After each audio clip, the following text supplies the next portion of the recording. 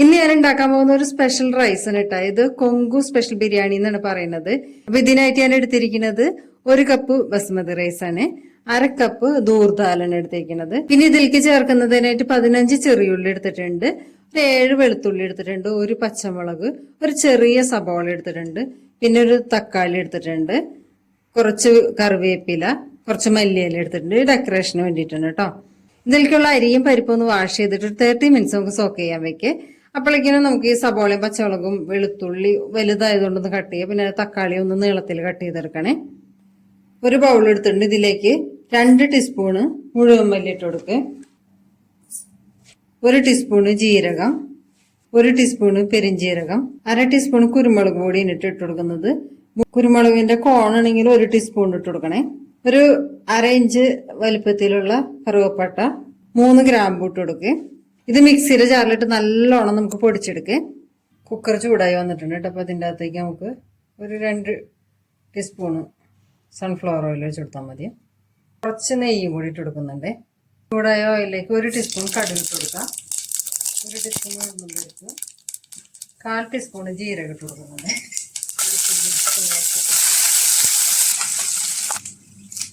ഇതിൻ്റെ അകത്തേക്ക് നമ്മൾ എടുത്ത് വെച്ചാൽ കറിവേപ്പില ഇട്ട് കൊടുക്കാം.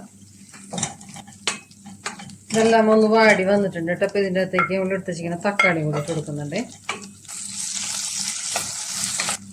1/2 ടീസ്പൂൺ മഞ്ഞൾപ്പൊടി, 1/2 ടീസ്പൂൺ മുളക് പൊടി, കുറച്ച് കായപ്പൊടി കൂടി ഇട്ട് കൊടുക്കുക. ഇനി നമ്മൾ നേരത്തെ റെഡിയാക്കി വെച്ചിരിക്കുന്ന മസാല ഉണ്ടല്ലോ, അതും കൂടി ഇട്ട് കൊടുക്കട്ടെ. എനിക്ക് 1 ടീസ്പൂൺ ഉപ്പും കൂടി ഇട്ട് കൊടുക്കുന്നുണ്ട്. മസാലയൊക്കെ ഒന്ന് മൂത്ത് വന്നിട്ടുണ്ട്. അപ്പോൾ നമ്മൾ എടുത്ത് വെച്ചിരിക്കുന്ന റൈസും പരിപ്പും കൂടി ഇതിനകത്ത് ഇട്ട് കൊടുക്കാം. ഇതിൻ്റെ അകത്തേക്ക് 3 കപ്പ് വെള്ളം ഒഴിച്ചു കൊടുക്കുക. നമ്മൾ 1.5 കപ്പ് പരിപ്പ് അരിയും കൂടി എടുത്തിരിക്കണം കേട്ടോ.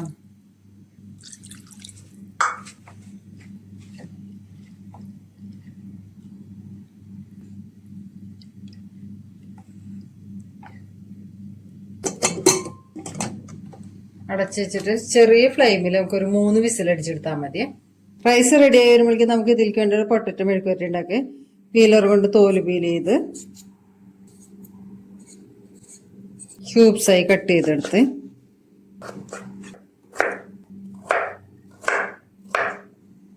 ഇതിന് വെള്ളം ഒഴിച്ചിട്ട് ഒരു 90% വേവിച്ചെടുക്കുക. പൊട്ടറ്റോ വേകുമ്പോഴേക്കും നമുക്ക് ഒരു ഓംപ്ലേറ്റ് ഉണ്ടാക്കിയെടുക്കുക. അതിലേക്ക് വേണ്ടി ഒരു 5-6 ചെറിയുള്ളി എടുത്തിട്ടുണ്ട്, അത് കട്ട് ചെയ്ത് കൊടുക്കാം. ഇതിൻ്റെ അകത്തേക്ക് ചെറിയൊരു പീസ് ഇഞ്ചി എടുത്തിട്ടുണ്ട്, അതുകൂടി കട്ട് ചെയ്യുന്നുണ്ട്.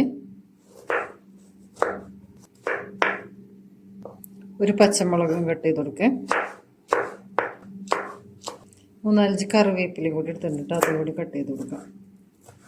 എല്ലാം നമ്മൾ എടുത്ത് വെച്ചിരിക്കണം ബൗളിൽ ഇട്ട് കൊടുക്കാം. 2 മുട്ട ഒഴിച്ചു കൊടുക്കാം.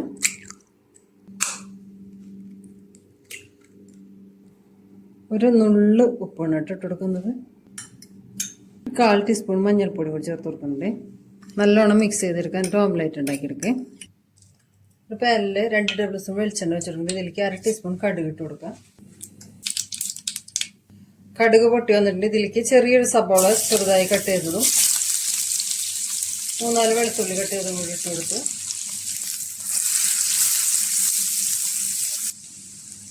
ഒന്ന് മൂത്തപ്പോൾ ഇതിലേക്ക് കറിവേപ്പില ഇട്ട് കൊടുക്കാം. ഇതെല്ലാം ഒന്ന് മൂത്ത് വന്നിട്ടുമ്പോൾ ഫ്ലെയിം നല്ലോണം കുറച്ച് വയ്ക്കുക. 1/4 ടീസ്പൂൺ മഞ്ഞൾപ്പൊടി, 3/4 ടീസ്പൂൺ മുളക് പൊടി, പുട്ടിന് ഉപയോഗിച്ചിരിക്കുന്ന എന്നാലും ഒരു നുള്ളുപ്പും കൂടി ഇട്ട് കൊടുക്കുക. മുളകൊക്കെ മൂത്ത് വന്നിട്ടുണ്ട്. ഇതിലേക്ക് വേവിച്ച് വെച്ചിരിക്കുന്ന പൊട്ടറ്റോ ഇട്ട് കൊടുക്കാം.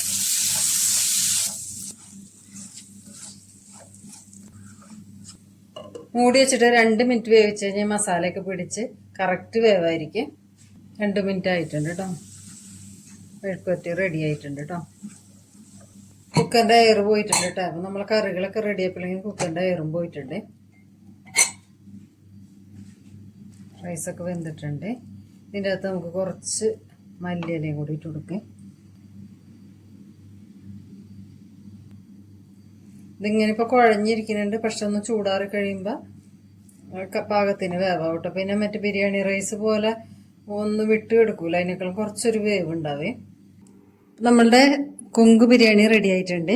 ഇതിലേക്ക് നമുക്ക് കുറച്ച് പൊട്ടറ്റോ മെഴുക്ക് പുരട്ടി ഇട്ട് കൊടുക്കാം. ഈ മെഴുക്ക് പുരട്ടി മാത്രം മതി കഴിക്കാനായിട്ട്. ഇതിൻ്റെ കൂടെ നമ്മൾ നേരത്തെ റെഡിയാക്കി വെച്ചേക്കുന്ന ഓംലേറ്റും കൂടെ വെച്ച് കൊടുക്കുക. അപ്പോൾ പരിപ്പൊക്കെ കഴിക്കാൻ ഇഷ്ടമുള്ള കുട്ടികൾക്കാണെങ്കിൽ നമ്മൾ ലെമൺ റൈസും ടൊമാറ്റോ റൈസും ഒക്കെ ഉണ്ടാക്കില്ല, അതുപോലെ തന്നെ ഈസി ആയിട്ട് ഉണ്ടാക്കാൻ പറ്റിയ ഒരു റൈസിനായിട്ട് ഇതും. അപ്പോൾ എല്ലാവരും ഒന്ന് ട്രൈ ചെയ്ത് നോക്കണേ.